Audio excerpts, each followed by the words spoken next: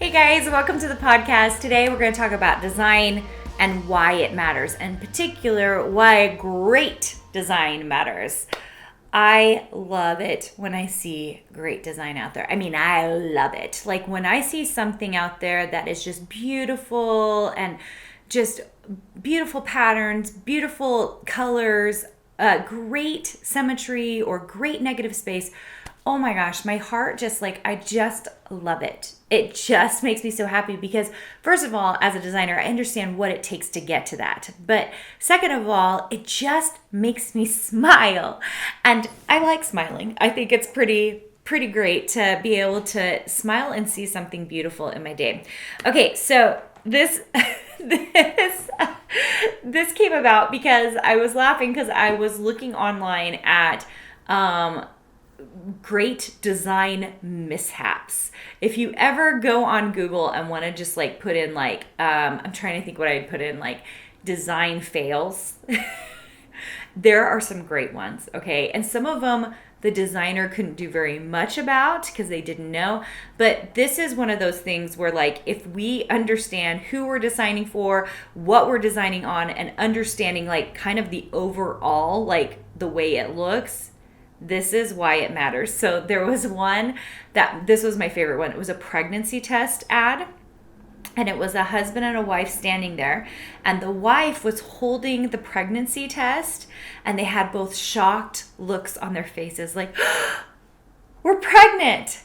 But the funny thing about the ad is if you were looking at the two people, the woman looked like she was 9 months pregnant already. So that pregnancy test, probably told her that she was pregnant. But there's also a good chance she already knew she was pregnant from her very big, bulging, pregnant belly. And it makes me laugh because really great design is about visual communication. We're trying to send a message to anyone out there about a specific thing. And sometimes, we're in the surface pattern design biz, we're in the crafting biz, and sometimes the messaging is very simple. Maybe there is no messaging. It's more about negative space and how the focal points are really, working together so that your eye is dynamic and moving in certain ways. That might be all it is. But I just want to tell you that your goal as a designer is to visually communicate something, okay? And most things, even fabric lines, they can visually communicate a certain thing, right? They are showing a certain thing. So maybe it's even by the color placement, you get this idea that this is vintage, or it was something that was made in the 1970s or maybe the 1910s, right? Based on the way it's laid out and the way it looks.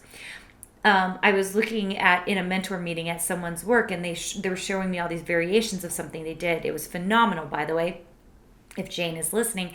And she had one where there was stroke lines, and then there was a lighter color, and then there was lots and lots of thin stroke lines. And I was like, oh, from this I am getting Art Nouveau.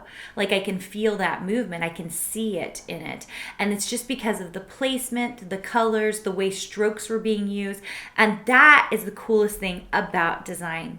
That when we start designing things, we are actually referencing other things.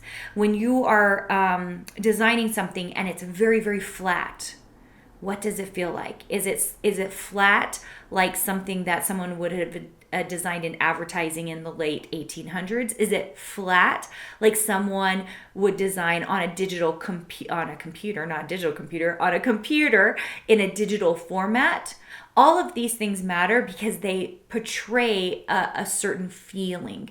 And then when we layer that with color and the way the negative space is, that's how we figure out, that's how we find out what is being communicated. And it can be feelings, right? It can be just beautiful. But that is why design is so important, because there's a functionality there that most people don't understand. They think that we're just making pretty stuff. If you're a designer here and you're just making pretty stuff, I need you to buck up and get to the next level up, which is you're trying to communicate something, okay? You're trying to communicate something, even if it's just that everything is well balanced and there's a feeling of harmony.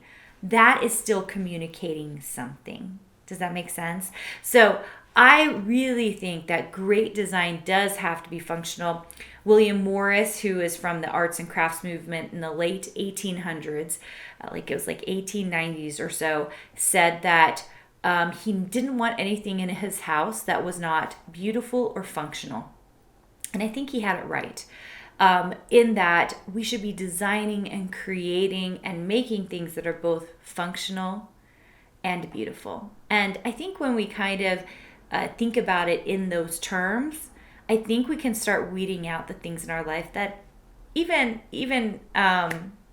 the things that are happening around us in a 3D that are not useful to us, that do not make our lives just a little bit better, that's a little bit leveled up. And that's something that I've certainly been thinking about recently. How do I level up my life and bring the things into my life that bring me more positivity, bring me more of the things that I want in my life, more of the relationships that I want to have in my life? And I think that can be huge. Okay, listen, as a designer, you have a duty to make sure that you're visually communicating the right things. And I know you can do it by creating really great design work. And if you're someone who is trying to figure out how to get to next level, you can come check out my website at carinagardnercourses.com. We have lots of different things there. See what we have up right now that you can find out and learn more about my programs and what I'm teaching and workshops that I'm doing. You can check that all out on my website, and I cannot wait to see you there. Hey, did you know that you can visit me at makeanddesign.com to learn more about this podcast and join my VIP group for weekly freebies? I can't wait to see you there.